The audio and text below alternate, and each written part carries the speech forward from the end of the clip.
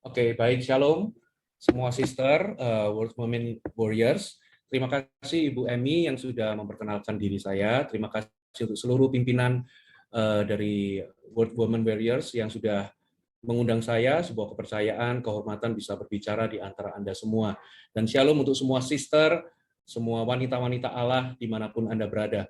Sebelumnya mari kita satu dalam doa. Tuhan Yesus berbicara atas kami, Roh Kudus terjemahkan segala sesuatu, Tuhan sederhanakan segala sesuatu supaya kami bisa menangkap suaramu, bukan sekedar khotbah yang kami terima, tapi Tuhan kau berbicara ke dalam hati kami masing-masing. Terima kasih Tuhan, kami sambut firman-Mu dengan hati yang haus dan lapar, dalam nama Yesus. Amin. Oke, sekali lagi shalom semuanya.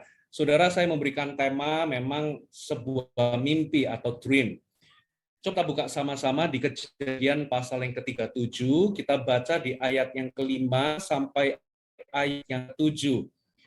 Kejadian pasal yang ke-37, kita baca mulai ayat yang ke-5 sampai ayat yang ke-7. Suatu kali bermimpilah Yusuf, lalu mimpinya itu diceritakannya kepada saudara-saudaranya, sebab itulah mereka lebih benci lagi kepadanya. Karena katanya kepada mereka, coba dengarkan mimpi yang kumimpikan ini. Tampak kita sedang di ladang, mengikat berkas-berkas gandum, lalu bangkitlah berkasku dan tegak berdiri, kemudian datanglah berkas-berkas kamu sekalian, mengelilingi dan sujud menyembah kepada berkasku itu. Lalu saudara-saudaranya berkata kepadanya, apakah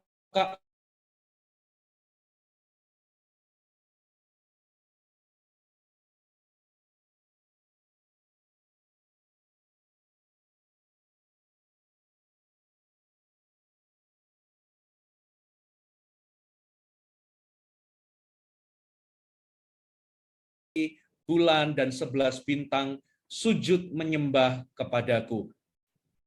Saudara, ada beberapa kebenaran yang saya mau sampaikan kepada Anda dari firman Tuhan ini. Di ayat yang ke-7 dikatakan begini, pada suatu kali bermimpilah Yusuf. Saudara, kebenaran yang pertama adalah Tuhan itu sudah memberikan kita kapasitas untuk bermimpi. Yang setuju katakan amin. Saudara, Tuhan itu menciptakan kita beda dengan binatang. Saudara, binatang tidak punya kemampuan untuk merancang sesuatu, mendesain sesuatu, mengimajinasikan sesuatu, menciptakan sesuatu.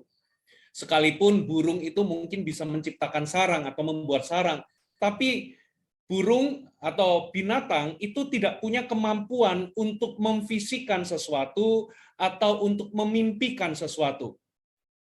Sementara saudara dan saya, kita semua, itu diciptakan serupa dengan gambarnya Tuhan. Tuhan itu punya kemampuan untuk mengimajinasikan sesuatu, merancang sesuatu, mendesain sesuatu, dan bahkan mencipta sesuatu. Nah, karena kita ini diciptakan serupa dengan gambar Tuhan, jadi kita ini diciptakan dengan kemampuan untuk mendesain, kemampuan untuk merancang sesuatu, kemampuan untuk memimpikan sesuatu. Katakan amin. Jadi, kalau hari ini kita hidup di dalam dunia ini, Tuhan menempatkan kita di bumi, dan kita tidak bermimpi, kita sedang berjalan di luar kehendak Tuhan. Katakan amin. Tuhan kita itu kreatif. Tuhan kita itu pencipta, sang kreator. Oleh sebab itu dia bersifat kreatif. Karena kita diciptakan serupa dengan gambar Tuhan, maka kita punya sifat yang namanya kreatif. Ya, jadi mulai hari ini jangan pernah katakan aku ini nggak kreatif, aku nggak kreatif. Saudara, itu bertentangan dengan firman Tuhan. Saudara diciptakan serupa dengan gambar Tuhan. Anda dan saya diciptakan dengan ukuran tertentu untuk kreatif. Kita ini bisa mendesain sesuatu, memimpikan sesuatu, merancang sesuatu dalam kehidupan kita. Katakan amin. Jadi hari ini, kalau Tuhan itu menciptakan kita dengan kemampuan untuk bermimpi, menciptakan kita dengan kapasitas untuk bermimpi, berarti Tuhan ingin kita selama kita hidup di bumi ini, Tuhan ingin kita menggunakan kapasitas kita atau menggunakan kemampuan kita untuk memimpikan sesuatu. Katakan amin. Saudara, katakan kepada diri sendiri, ya, tidak bermimpi itu adalah di luar kehendak Tuhan. Tuhan mau untuk kita semua bermimpi. Katakan amin, saudara. Nah, kebenaran yang kedua, saudara, kalau Anda lihat, saudara, di sekeliling Anda, ternyata segala sesuatu itu dimulai dari mimpi. Saudara, segala sesuatu yang ada di dunia, alam semesta, dan segala isinya, itu semua tercipta karena Tuhan pertama-tama mengimajinasikannya atau merancangkannya di dalam pikirannya. Saudara, dan hari ini dunia dan segala isinya bisa ada, itu karena pertama-tama Tuhan sendiri yang memimpikannya. Dan hari ini kalau Anda lihat, benda-benda di sekeliling kita itu bisa tercipta karena ada orang yang pernah memimpikannya. Contoh, hari ini kalau Anda bisa menikmati handphone atau smartphone, itu karena dulu, saudara, puluhan tahun yang lalu, ada seseorang yang, atau ratusan tahun yang lalu, ada seseorang yang bermimpi, dia bisa membuat alat komunikasi, ya, ketika kita ini manusia berada di jarak yang berbeda atau di tempat yang berbeda, tapi masih bisa berkomunikasi. Ya, kalau nggak salah namanya Alexander Graham Bell. Hari ini kita bisa menikmati lampu itu karena ada seorang yang bernama Thomas Alva Edison bermimpi bisa menciptakan sebuah benda yang bisa menerangi sebuah ruangan.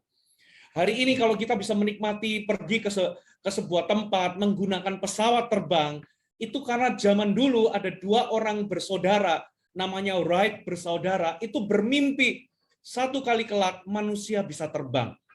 Jadi apapun yang ada di dalam dunia kita, di sekeliling kita, semua yang bisa diciptakan itu dimulai dari sebelum. Nah, itulah sebabnya, saudara, hari ini Tuhan rindu. Kalau kita ingin, saudara, kalau kita ingin menikmati sesuatu di dalam kehidupan ini, Tuhan rindu kita semua menggunakan kapasitas kita untuk bermimpi. Nah, kebenaran yang ketiga, saudara, selain Tuhan itu memberikan kita kapasitas untuk bermimpi, ternyata Tuhan kita adalah Tuhan pemberi mimpi. Ya, God is a dream giver. Tuhan itu pemberi mimpi. Saudara, Tuhan itu bisa menanamkan dalam diri kita sebuah kerinduan, sebuah rencana, sebuah impian, sebuah kehendak Tuhan yang Tuhan itu ingin lakukan dalam kehidupan kita di masa mendatang. Tuhan bisa memberikan kita sebuah kerinduan untuk mencita-citakan sesuatu, untuk menciptakan sesuatu, untuk saudara itu bisa memimpikan sesuatu, merencanakan sesuatu, mencapai sesuatu. Dan itu adalah pekerjaan Tuhan, saudara. Itulah sebabnya di Kisah 21 pencurahan kudus, ketika Roh Kudus dicurahkan, buahnya adalah anak-anak akan apa, saudara? Bernubuat, dapatkan visi atau penglihatan, saudara. Bahkan orang-orang tuamu itu akan bermimpi atau mendapatkan mimpi. Itu adalah buah dari pencurahan Roh Kudus.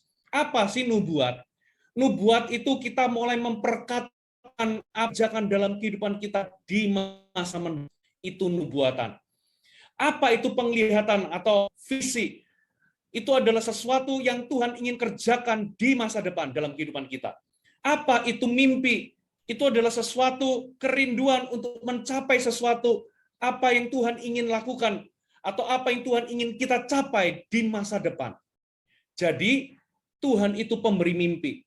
Buah dari pencurahan Roh Kudus dalam kehidupan kita adalah kita pasti kalau kita ini dikuasai Roh Kudus, dipenuhi Roh Kudus, memberikan kita kemampuan, akan memberikan kita sebuah benih, sebuah impian, sebuah kerinduan untuk mencapai sesuatu, sebuah kerinduan untuk mencita-citakan sesuatu, sebuah kerinduan untuk berbuat sesuatu bagi Tuhan dalam kehidupan kita.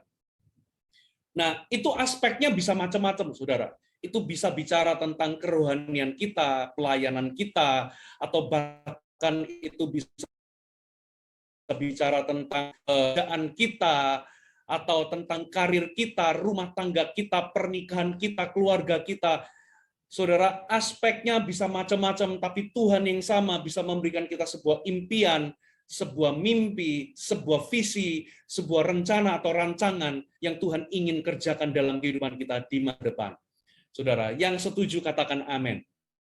Nah, tapi masalah, saudara, di ayat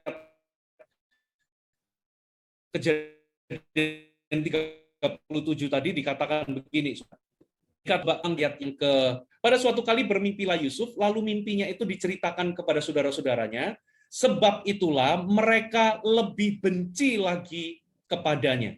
Lingkari kata mereka lebih benci lagi kepada Yusuf. Nah, saudara, kita sudah tahu bahwa Tuhan itu menciptakan kita dengan kapasitas untuk bermimpi. Tuhan sendiri adalah pemberi mimpi, dan segala sesuatu itu selalu dimulai dari mimpi. Saudara, nah kebenaran yang keempat adalah ternyata iblis itu membenci pemimpi. Itulah sebabnya ketika Yusuf itu menceritakan mimpinya kepada kakak-kakaknya, kakak-kakaknya itu dikatakan menjadi lebih benci lagi kepadanya. Saudara harus tahu bahwa iblis nggak suka sama pemimpi. Kenapa dia benci dan nggak suka sama pemimpi? Sebetulnya karena dia takut sama pemimpi. Iblis itu takut kalau ada orang benar atau ada orang Kristen yang bangkit di dalam imannya, lalu ia mempercayai perkara-perkara yang besar bisa terjadi dalam kehidupannya melalui mimpinya, melalui visinya. Saudara, itulah sebabnya iblis akan gunakan segala cara untuk memanipulasi Anda supaya Anda berhenti bermimpi. Supaya saudara dan saya tidak lagi bermimpi. Saudara. Nah, itulah sebabnya saudara harus tahu bahwa iblis nggak suka sama yang namanya pemimpi. Coba kita buka, saudara, satu ayat. Tetap di Kejadian 37, tapi kita baca di ayat 19 sampai ayat 24. Ya, kita tandai ayat yang di awal tadi kita baca, kita tandai, nanti kita kembali ke sana. Tapi coba saya ingin Anda mengecek di ayat 19 sampai 24, masih di Kejadian pasal yang ke-37. Coba kita baca ayat 19, dikatakan begini, kata mereka seorang kepada yang lain, lihat, tukang mimpi kita itu datang. Katakan tukang mimpi. Tukang mimpi itu artinya pemimpi. Jadi Tuhan itu nggak mau Anda sekedar bermimpi, tapi Tuhan itu mau Anda jadi pemimpi. Katakan amin. Dan dikatakan, lihat, tukang mimpi itu datang. Sekarang, marilah kita bunuh dia. Dan kita lemparkan ke dalam salah satu sumur ini. Lalu kita katakan seekor binatang buas telah menerkamnya. Dan kita akan lihat nanti bagaimana jadinya mimpinya itu. Coba perhatikan, saudara. Ternyata kakak-kakak Yusuf itu nggak suka sama Yusuf karena mimpinya. Saudara. Lalu mereka berencana ingin membunuh Yusuf. Lalu mereka berkata, nanti kita lihat apa jadinya mimpinya itu. Jadi kenapa sih kakak-kakaknya itu berencana membunuh Yusuf? Karena mereka pada ujungnya ingin membunuh mimpi tersebut. Saudara. Nah, itulah sebabnya setan itu akan gunakan segala cara untuk Anda itu berhenti bermimpi atau tidak bermimpi. Kalau Anda pernah setan akan gunakan segala cara untuk Anda kuburkan mimpi Anda atau untuk membuat Anda berhenti dan tidak lagi bermimpi. Anda harus tahu bahwa tidak bermimpi itu di luar kehendak Tuhan. Itulah sebabnya, saudara, iblis mati-matian akan lakukan segala hal untuk membuat Anda berhenti bermimpi, supaya Anda tidak lagi berjalan dalam kehendak Tuhan, supaya Anda tidak lagi bermimpi. Nah, coba kita lihat ayat selanjutnya, ayat 21, masih di Kejadian 37.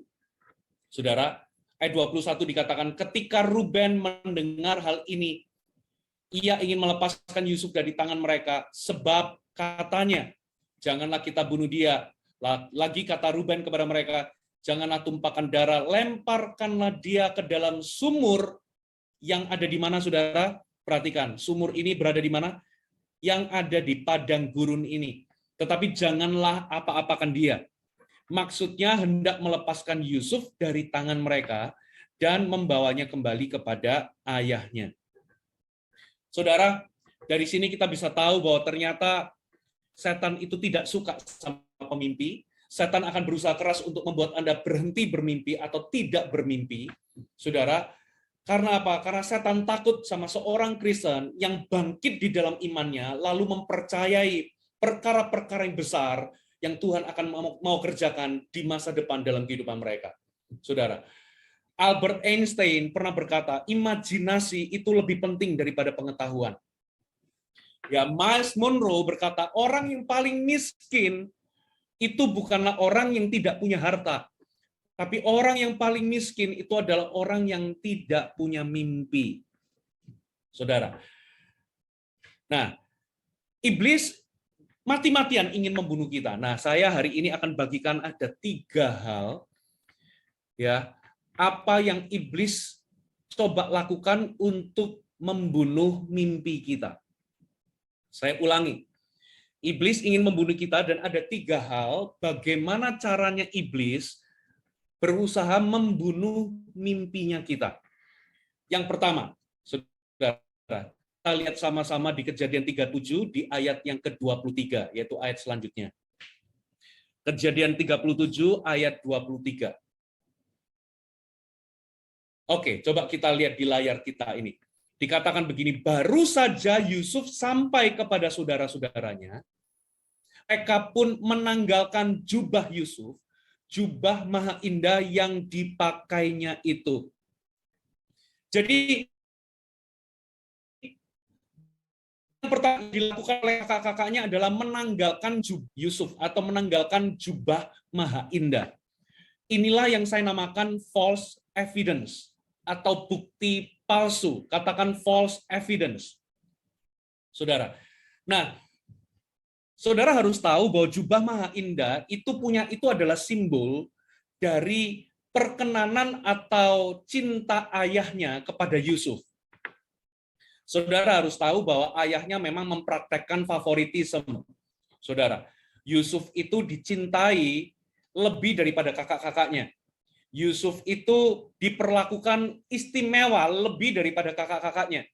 Kakak-kakak yang lain nggak pernah dibuatkan jubah maha indah. Yusuf seoranglah yang dibuatkan jubah maha indah. Sebagai lambang bahwa papanya begitu mencintai dia, ayahnya begitu mencintai dia. Nah, yang pertama yang dilakukan oleh kakak-kakaknya terhadap Yusuf adalah, yang pertama adalah menanggalkan jubah maha indah itu. Saudara, itulah hal pertama yang akan iblis lakukan, saudara, kepada kita. Dia akan tanggalkan jubah maha indah itu dalam hidup kita. Saudara, Anda harus tahu, kalau hari ini Anda mempercayai bahwa Tuhan itu marah sama hidupmu, Tuhan itu nggak peduli sama hidupmu dan masa depanmu, Tuhan itu seolah-olah tidak mau kita mencapai sesuatu bagi Tuhan, Tuhan itu nggak mau kita mencapai apa-apa. Kalau Anda percaya bahwa Tuhan itu benci dirimu, Tuhan itu nggak mau Anda mencapai sesuatu, Tuhan itu nggak pro kepada keberhasilan Anda, atau Tuhan itu tidak mencintai Anda, maka hal itu akan merampok kemampuan Anda untuk bermimpi. Saudara, itulah sebabnya orang yang aman sama Tuhan, yang merasa bahwa Tuhan itu punya rencana dalam hidupnya, Tuhan ingin dia mencapai sesuatu dalam hidupnya, Tuhan ingin dia berhasil dalam hidupnya. Saudara, Tuhan itu mencintai tanpa syarat. Orang-orang seperti ini akan tumbuh bermimpi besar. Sama seperti anak-anak Anda, saudara. Kalau tiap hari Anda perlakukan anak-anak saudara itu dengan kasih sayang, dan mereka itu sadar bahwa mereka dicintai oleh orang tuanya, mereka itu akan bermimpi besar. Tapi kalau tiap hari Anda kritik, Anda rendahkan, saudara, Anda jarang ngomong sayang sama mereka, mereka merasa nggak dicintai oleh orang tuanya, maka hal-hal tersebut seringkali akan merampok kemampuan mereka untuk bermimpi besar. Nah, itulah sebabnya, saudara, kakak Yusuf berhak mengambil tanda lahiriah, yaitu jubah maha indah. Ini adalah simbol atau tanda lahiriah bahwa dia dicintai oleh ayahnya, yaitu jubah maha indah itu, dirampasnya, ditanggalkannya. Ya, mungkin secara literal ngomong begini loh, kamu itu bukan lagi anak kesayangan papa. Ya, kamu itu nggak dicintai sama papa. Jubah maha indah ini sudah aku ambil, aku renggut dalam dirimu. Kamu sudah nggak lagi punya kasih karunia. Kamu itu bukan seperti yang kamu pikirkan. Ya, kamu itu bukan siapa-siapa. Mungkin itulah, kemungkinan besar itulah pesan yang diberikan kepada kakak-kakaknya kepada Yusuf. Iblis juga sama, saudara. Ini yang saya namakan false evidence. Iblis akan gunakan segala cara, saudara, ya, melalui jubah yang ditanggalkan. Iblis sedang memberikan kita false evidence dengan berkata, hei, kamu itu nggak dicintai oleh Tuhan. Tuhan tidak menyertaimu, ya kamu itu nggak bisa, kamu nggak mampu, kamu nggak mungkin berhasil, kamu nggak mungkin bisa melakukannya, kamu nggak mungkin bisa mencapainya, kamu itu punya kelemahan ini dan kelemahan itu, kamu itu nggak punya sumber daya, kamu nggak punya uang, kamu sudah tua, sudah terlambat untuk bermimpi, kamu nggak punya keahlian, kamu nggak punya kemampuan, kamu nggak mungkin berhasil, kamu pasti gagal, kamu nggak diurapi Tuhan, kamu nggak tahu diri, ya kamu itu bukan kehendak Tuhan, bermimpi besar itu kesombongan, dan lain sebagainya. Iblis akan berikan bukti-bukti palsu, iblis akan mencoba meyakinkan Anda, dia akan memberikan segudang alasan yang tepat kenapa seharusnya Anda tidak bermimpi. Saudara, iblis akan membesar-besarkan kelemahan Anda, iblis akan akan overestimate kelemahan-kelemahan saudara, tapi underestimate kelebihan-kelebihan saudara. Ya, iblis akan coba memanipulasi Anda dengan memberikan bukti-bukti palsu supaya Anda percaya kebohongan-kebohongannya dan Anda berhenti bermimpi. Coba ya, ketika Anda bermimpi, coba perhatikan, iblis bisa pakai siapa saja loh. Ya, coba ketika Yusuf mulai bermimpi, kakak-kakaknya itu langsung gusar, langsung berkata, apakah kau ingin jadi raja atas kami? Apakah kau ingin menjadi penguasa atas kami? Mimpi apa yang kau mimpikan itu? Lihat, ketika Anda mulai bermimpi, ada orang-orang di sekitar Anda itu akan mentertawakan Anda. Mereka akan meremehkan Anda. Mereka akan berkata, kamu nggak bisa, kamu nggak mampu. Itu ya, kamu nggak mungkin berhasil, kamu itu punya kelemahan ini, kelemahan itu. Iblis mungkin akan membisikkan di telinga hati Anda, di hati Anda dan telinga Anda, kamu itu punya banyak dosa, Tuhan itu nggak berkenan sama hidupmu, kamu punya banyak kelemahan, lihat kamu itu melakukan ini, melakukan itu, mana mungkin kamu itu akan berhasil disertai Tuhan. Sudahlah, nggak usah mimpi kamu, nggak mungkin kamu berhasil. Itu yang namanya false evidence. Iblis akan gunakan segala cara untuk membuat Anda mempercayai kebohongannya dan Anda berhenti bermimpi. Nggak mungkin kamu sukses. Saudara, saya itu pernah, saudara, hari ini saya mengembalakan sekitar 8.000 jemaat. Saudara, saya itu lahir dari background yang minder. Saudara, pernah satu kali ada seorang pemimpin rohani di atas saya, seseorang yang sudah senior, saudara. Ya, saya dipanggil lalu orang ini ngomong right in my face, ngomong begini, kamu itu nggak bisa dan nggak layak jadi gembala. Kamu nggak bakal bisa. Lalu dia ngomong semua kelemahan saya. Dengar baik-baik, puji Tuhan. Waktu itu saya langsung down, saya merasa tertusuk, saya merasa nggak mampu. Tapi hari itu juga saya menolak untuk mempercayai semua kata-katanya. Saudara, hari ini bayangkan kalau di waktu itu saya mempercayai kata-katanya. Mungkin hari ini saya nggak bisa jadi pendeta. Mungkin hari ini saya nggak bisa gembalakan. Saudara, menurut beberapa orang saya ini masih muda, kamu nggak bisa, kamu begini dan begitu. Tapi hari ini oleh karena kasih karunia Tuhan, puji Tuhan saya nggak mempercayai kebohongan iblis.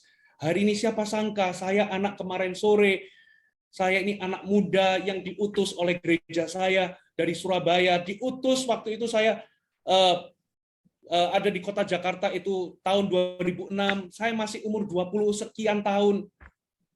Ya, dan nggak punya pengalaman, tidak kenal siapa-siapa. Gereja kami juga mulainya masih kelompok kecil yang masih jumlahnya kecil, sedangkan di sini sudah ada banyak gereja mega church, gereja besar, gereja terkenal.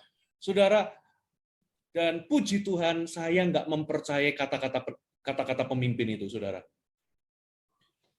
Dan hari ini siapa sangka, saya anak kemarin sore, hari ini oleh karena kasih karunia Tuhan, bisa loh, hari ini mengembalakan ribuan orang. Saya nggak ngomong bahwa ini semua karena saya hebat, no. Tapi hari ini saya mencoba untuk meyakinkan Anda, jangan pernah mau mendengarkan bukti-bukti palsu yang iblis coba sodorkan di hadapan Anda untuk membuat Anda berhenti. Katakan amin. Saudara, iblis akan memberikan segudang alasan yang tepat mengapa seharusnya Anda tidak bermimpi. Saudara pernah tahu, kita semua pasti tentunya pernah makan namanya fried chicken, betul ya? Saudara tahu awal mula Kentucky Fried Chicken itu bisa tercipta, itu gara-gara ada seorang pensiunan Angkatan Darat yang bernama, saudara, kalau nggak salah, Kolonel Sanders. Tahu nggak kapan dia itu bermimpi? Karena dia sudah pensiunan, nggak ada penghasilan, saudara. Dia mulai menciptakan resep, saudara. Resep, karena dia suka ayam goreng, dia menciptakan resep ayam goreng. Lalu dia itu bermimpi, dia itu bisa buka depot di mana-mana. Lalu apa yang terjadi, saudara? Dia itu menerima 1000 kali lebih penolakan. Nggak ada restoran yang mau coba resepnya dia. Banyak orang menolak, ini makanan apa? Nggak mungkin bisa laku. Makanan seperti ini di Amerika atau di dunia barat nggak bakal laku. Dia ditolak 1000 kali lebih, saudara. Lalu apa yang terjadi? Di usia yang ke-70, saudara, banyak orang ngomong, kamu sudah tua, kamu nggak usah bermimpi, kamu itu sudah uzur, kamu itu sudah tua. Saudara, Kolonel Sanders itu meninggal memang di usia 80 tahun, 10 tahun, kemudian dia meninggal dunia. Tapi tahukah saudara, di umur 70 itu, dia bermimpi. Dan hari ini, sekalipun dia ditolak ribuan kali, saudara, akhirnya dia buka restoran sendiri, dia buka depot sendiri. Dan siapa sangka ternyata jadi booming di Amerika. Dan hari ini, sampai detik ini, negara mana sih nggak ada Kentucky Fried Chicken? Saudara, masa kecil saya, makanan paling mewah itu kalau papa saya itu beli Kentucky Fried Chicken. Ini, kalau iblis bisikan di telinga Anda melalui orang lain atau melalui situasi, berkata bahwa engkau sudah tua, terlambat, saudara, tolak itu dalam nama Yesus. Katakan amin. Tidak ada kata terlambat bagi Tuhan. Saudara, Tuhan ingin Anda bangkit dalam iman dan bermimpi kembali. Amin, saudara. Yang kedua, apa yang iblis lakukan? Coba kita lihat ayat selanjutnya, ayat 2. Kejadian 37, kita baca di ayat 24. Oke, kita tunggu. Nah, coba kita lihat, kita baca sama-sama ya, di ayat 24. Dan mereka membawa dia dan melemparkan dia ke dalam sumur. Sumur itu kosong, tidak berair. Jadi kalau yang pertama mereka menanggalkan jubah Yusuf, yang kedua mereka itu melemparkan Yusuf ke dalam sumur dan sumur itu kosong dan tidak berair. Saudara, di ayat-ayat sebelumnya kita sudah baca sumur itu letaknya di mana, saudara? Di padang gurun. Ya, padang gurun itu kering, tidak berair, saudara. Jadi apa yang kakak-kakak Yusuf itu lakukan? Apa yang iblis itu coba lakukan kepada kita? Ini, iblis akan mencoba memberikan kita temporary circumstances untuk membuat kita menyerah. Kalau yang pertama adalah false evidence, yang kedua adalah temporary circumstances. Iblis mencoba membunuh kita dengan temporary circumstances. Jadi begini, Bapak Ibu, ketika kita ini berada dalam perjalanan menuju mimpi kita, kalau Anda sedang berjalan menuju menggenapi mimpi Anda, saudara, Anda akan masuk dalam sebuah fase atau mungkin Anda masuk dalam sebuah masa di mana Anda masuk seperti dalam sumur yang kering, yang kosong. Anda masuk ke tempat yang namanya padang gurun. Apa maksudnya? Ya, di padang gurun itu sesuatu yang kering, sumur itu kosong, tidak berair. Ini adalah bicara tentang keadaan-keadaan sulit yang Anda alami. Jadi dalam perjalanan Anda untuk mencapai mimpi, menggenapi mimpi, Anda ketemu dengan keadaan-keadaan sulit. Anda ketemu dengan berbagai persoalan, Anda ketemu dengan berbagai oposisi, Anda ketemu dengan berbagai rintangan, halangan. Bisa jadi Anda mengalami krisis di dalam perjalanan. Bisa jadi pas waktu pandemi ini, sebelum pandemi Anda punya mimpi yang besar, saudara, tapi mimpi yang besar di dalam mungkin tentang perusahaan Anda, pekerjaan Anda, saudara, usaha Anda mengalami krisis dan hari ini Anda mengalami kebangkrutan. Mungkin Anda mengalami sumber daya yang kering, keuangan Anda mengalami krisis, ya mimpi Anda akhirnya apa? Jadi kering, semangat Anda jadi kering, gairah Anda jadi kering, dan Anda berada di titik hari ini, Anda kuburkan mimpi Anda. Itu yang namanya temporary circumstances. Hari ini izinkan saya berkata kepada Anda, jangan buru-buru kuburkan mimpi Anda hanya gara-gara Anda mengalami keadaan-keadaan sulit. Kenapa? Saudara, saya mau tanya, Yusuf itu berada di sumur itu apakah selamanya? No. Yusuf itu nggak selamanya berada di sumur. Dengan kata lain, keadaan-keadaan sulit yang Anda alami itu hanyalah sementara. Itulah sebabnya hari ini kalau Anda gagal, jangan Anda berkata, masa depanku suram. No. Jangan menamai masa depan Anda hanya gara-gara keadaan sulit di masa sekarang. Katakan amin. Gara-gara Anda bangkrut hari ini, jangan vonis masa depanmu suram. Gara-gara Anda gagal hari ini, jangan vonis aku ini pecundang, nggak mungkin berhasil, nggak mungkin sukses. Jangan gara-gara Anda alami kesulitan hari ini, Anda vonis masa depan Anda pasti hancur. No. Karena apa? Keadaan sulit itu cuma sementara. Ada amin? Saudara? Jadi, masih ada jalan. Kalau Anda berada dalam sumur, kering, ya ke kanan kiri nggak ada jalan. Saudara, Yusuf itu keluarnya kemana, saudara? Ke atas. Ya, kalau Anda ngalami jalan buntu, kanan kiri, muka belakang sudah nggak ada jalan lagi. Saudara, satu-satunya jalan itu adalah pertolongan yang dari atas. Katakan amin. Tuhan akan menolong Anda. Jangan berhenti berharap, jangan buru-buru menyerah dengan mimpi Anda. Jangan kuburkan mimpi Anda hanya gara-gara hari ini Anda menghadapi keadaan yang sulit. Nah, iblis ingin Anda menyerah. Iblis ingin Anda kuburkan mimpi Anda. Sudah nggak perlu bermimpi, lihat kamu mengalami kendala. Iblis ingin mencuri iman Anda supaya Anda berhenti melanjutkan mimpi Anda. Itu yang kedua, saudara. Jadi yang pertama apa, saudara? False evidence. Yang kedua apa, saudara? Temporary circumstances. Yang ketiga, dengan cara apa iblis ingin membunuh mimpi kita? Yang ketiga itu adalah divine delays. Katakan divine delays atau penundaan. Saudara, coba kita baca ayat yang ke-25 sampai ayat yang ke-27, ayat selanjutnya ya. Masih di Kejadian 37, kita baca ayat selanjutnya yaitu 25 sampai 27. Kemudian duduklah mereka untuk makan. Ketika mereka mengangkat muka, kelihatanlah kepada mereka suatu kafilah orang Ismail datang dari Gilead dengan untanya yang membawa damar, balsam, dan damar ladan. Dalam perjalanannya mengangkut barang-barang itu ke Mesir. Lalu kata Yehuda kepada saudara-saudaranya, apakah untungnya kalau kita membunuh adik kita itu dan menyembunyikan darahnya? Marilah kita jual dia kepada orang Ismail ini. Lingkari kata-kata marilah kita jual dia kepada orang Ismail ini. Tapi janganlah kita apa-apakan dia, karena dia saudara kita, darah daging kita, dan saudara-saudara yang mendengarkan perkataannya itu.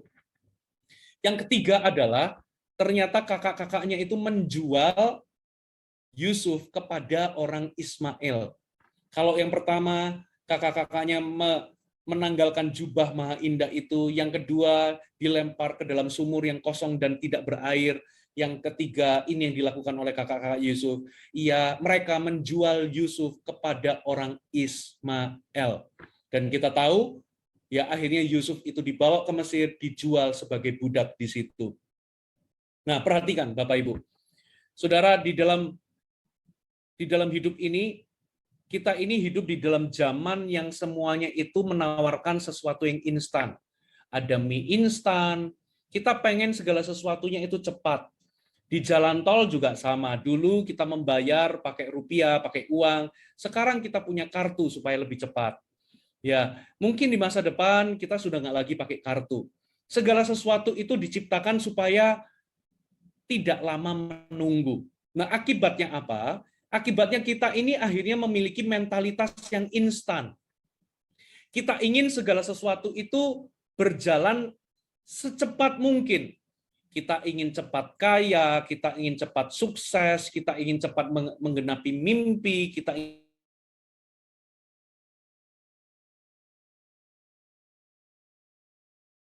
kita bahkan tidak mau untuk menunggu. Nah, ini yang terjadi.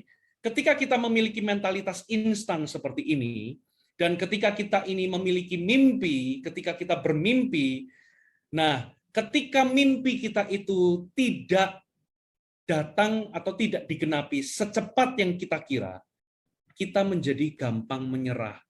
Kita menjadi mudah menyerah, saudara. Ya, akibatnya apa, saudara? Kita ini ketika mengalami penundaan, mimpi yang kita harapkan itu tidak datang secepat yang kita kira, kita langsung lepaskan mimpi kita. Kita kuburkan mimpi kita. Kita berhenti bermimpi. Kita menjadi kecewa. Itulah sebabnya kalau Anda kecewa, Anda perlu periksa dan evaluasi harapan-harapan Anda.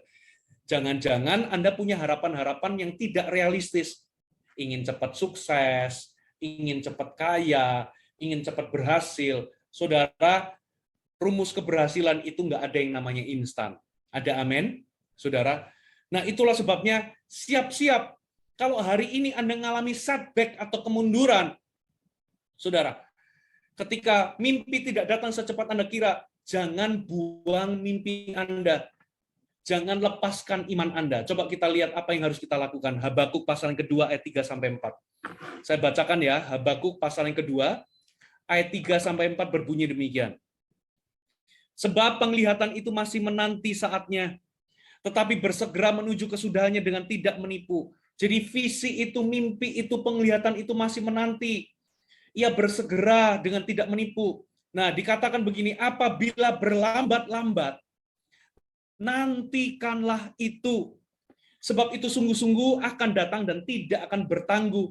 Sesungguhnya, orang yang membusungkan dada dan tidak lurus hatinya, sesungguhnya orang yang membusungkan dada tidak lurus hatinya, ya, tetapi orang yang benar itu akan hidup oleh percayanya. Apa maksudnya? Jadi ternyata Alkitab itu ngomong begini loh. Ya, kalau mimpi itu, penglihatan itu berlambat-lambat datangnya, percayalah itu pasti datang. Yang perlu Anda lakukan adalah menanti. Katakan menanti. Dan untuk menanti, Anda perlu hidup dari iman Anda atau hidup dari percaya kita. Orang benar itu akan hidup dari percayanya. Saudara, nah, menanti itu bukan berarti Anda duduk-duduk diam, tidak melakukan apa-apa. Menanti itu bukan berarti sit down and do nothing. No. Menanti itu tetap Anda melakukan tanggung jawab Anda tetap bangkit, Anda tetap melakukan rutinitas Anda, ya, seperti seharusnya. Saya mau kasih contoh, saudara.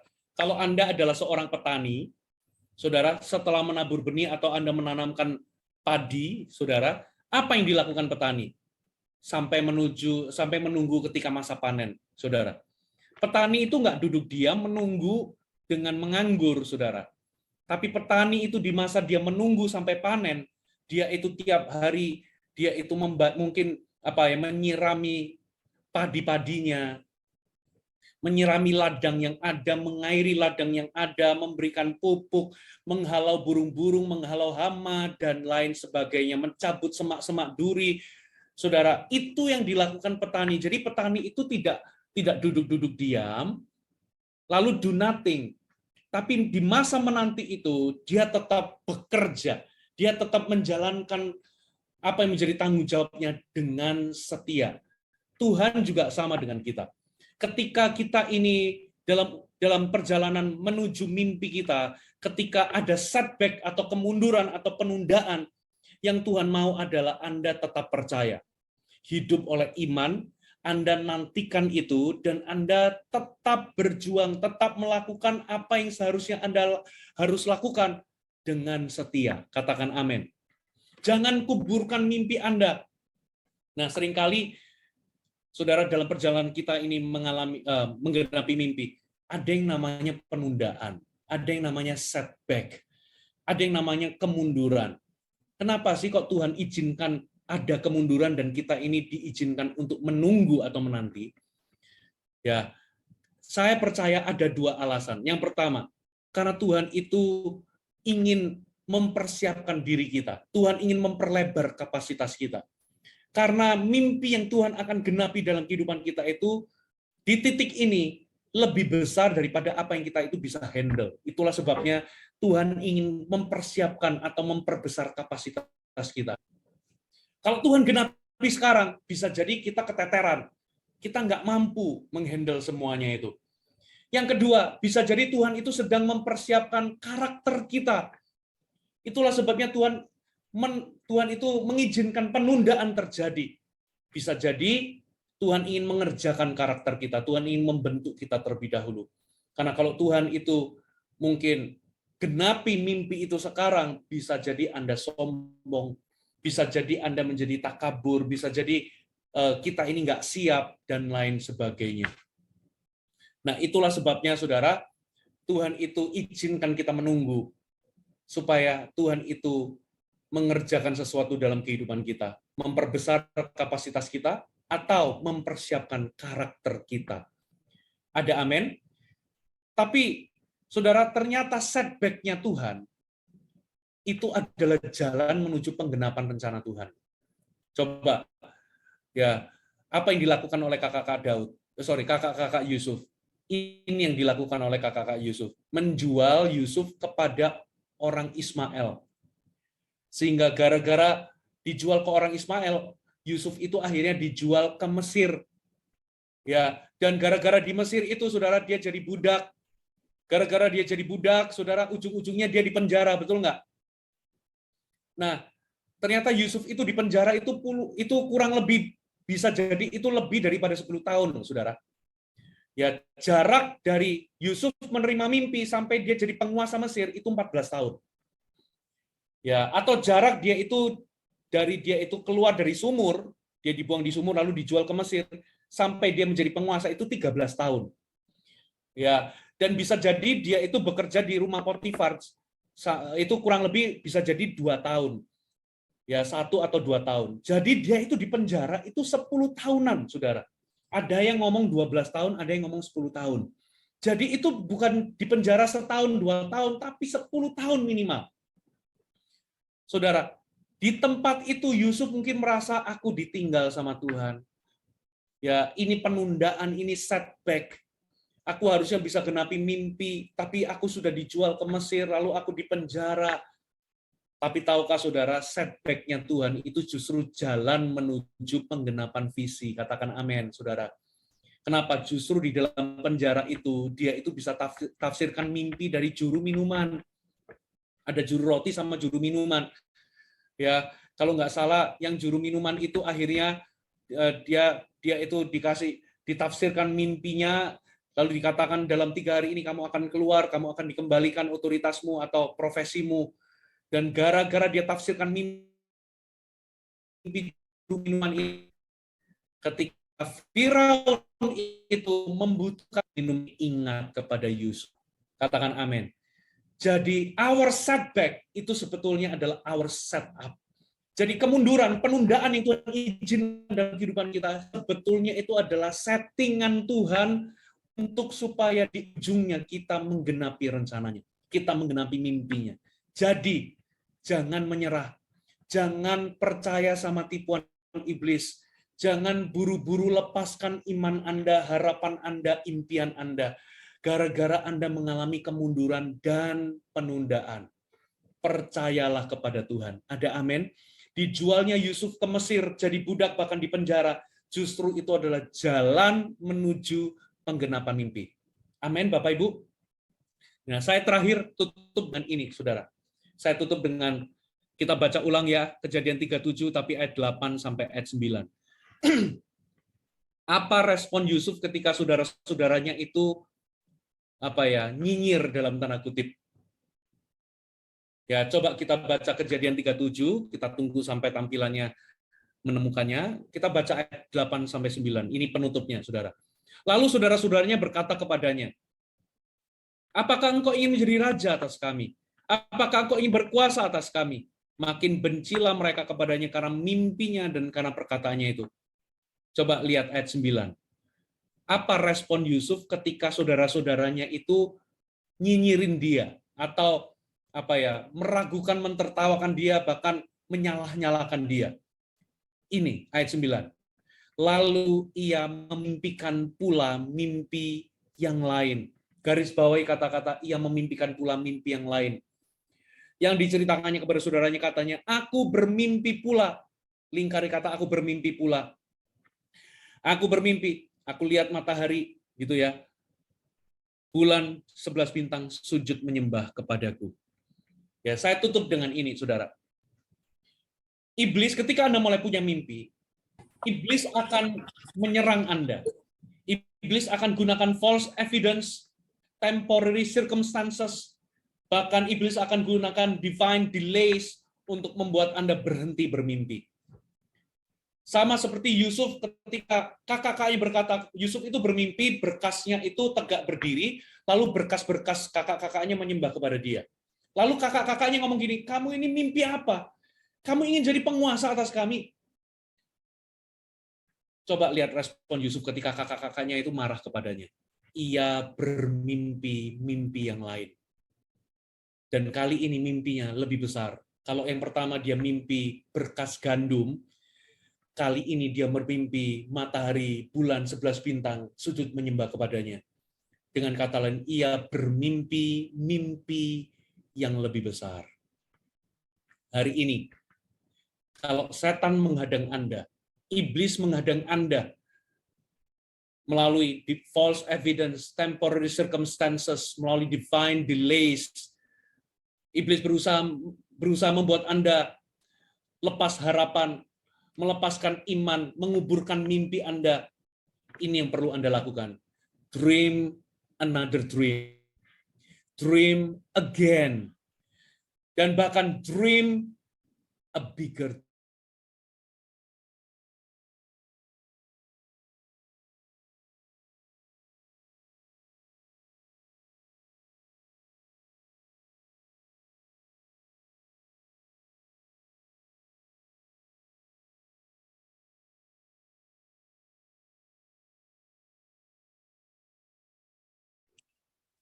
Bentar kita tunggu ya. Baik, baik. Oke, waktu saya habis ya. Kita tutup aja ya.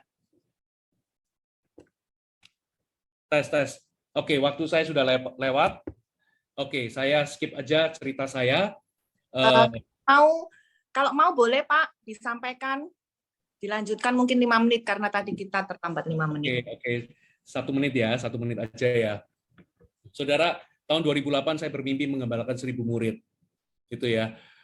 1000 murid, lalu 2012 ketika itu tergenapi, saya bermimpi lagi mimpi yang lebih besar, mimpi yang mustahil bagi saya. Saya mau mengembalakan 3000 murid di Jakarta. Saudara, lalu di tahun 2012 itu saya juga bermimpi untuk saya punya 1000 kelompok sel. Ya, 1000 kelompok sel. Ternyata ada banyak halangan, ada banyak kendala, sulitnya mengembalakan orang, gitu ya. Ada pertentangan, ada oposisi. Tapi hari ini saya bisa bersaksi kepada Anda, per Januari ini, saudara, gereja kami tembus 1000 kelompok sel. Dan karena itu saya hari ini bermimpi mimpi yang lebih besar. Saya mau di tahun 2030, saya mengembalakan 10.000 kelompok sel. Saudara, hari ini ketika saya sebut 10.000 kelompok sel, otak saya itu ngomong nggak mungkin. Ya pasti banyak masalahnya, nggak gampang. Sama seperti perasaan saya ketika 2012 kemarin saya bermimpi punya 1000 kelompok sel, saudara. Tapi itulah yang Tuhan mau. Tuhan mau kita menjadi pribadi pemimpi. Tuhan nggak mau kita menjadi orang-orang Kristen yang biasa, siapapun kita, sekalipun kita punya kelemahan, kekurangan. Tapi kalau bersama dengan Tuhan, kalau kita berani bermimpi besar, maka Tuhan akan menolong kita, Tuhan akan beserta dan mengurapi kita. Amin. Mari kita tundukkan kepala, kita datang kepada Tuhan. Terima kasih Tuhan, menerangkan firman-Mu. Bapak khususnya hari ini yang sudah berdoa untuk semua peserta, pendengar dari firman Tuhan pada saat ini. Kalau ada dari mereka-mereka hari ini, Tuhan sudah pernah tanamkan sebuah mimpi. Tuhan sudah pernah tanamkan sebuah cita-cita. Tuhan sudah pernah memberikan sebuah kerinduan, menggerakkan untuk melakukan sesuatu bagi Tuhan. Apa yang Tuhan ingin lakukan dalam pekerjaan, dalam rumah tangga, dalam pelayanan mungkin. Tapi hari ini mereka lepaskan iman mereka. Mereka kuburkan mimpi mereka. Karena berbagai persoalan, kesulitan, berbagai serangan dari si jahat, keadaan yang sulit, atau bahkan ada penundaan-penundaan. Hari ini Tuhan, melalui firman Tuhan ini, Tuhan Kau bangkitkan iman mereka kembali. Dalam nama Yesus, Bapak Ibu semua, dengar baik-baik, Tuhan belum selesai dengan hidupmu, bermimpilah kembali.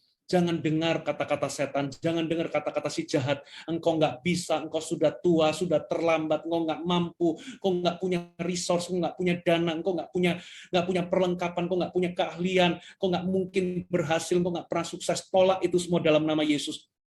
Lihat keadaanmu, banyak kendala, banyak oposisi, banyak keadaan. Lihat hari ini engkau mengalami penundaan-penundaan. Tolak untuk menyerah, tolak mempercayai kata-kata si jahat, dan iman. Meteraikan firman-Mu, bangkitkan setiapmu dalam nama Yesus. Amin. Tuhan Yesus memberkati.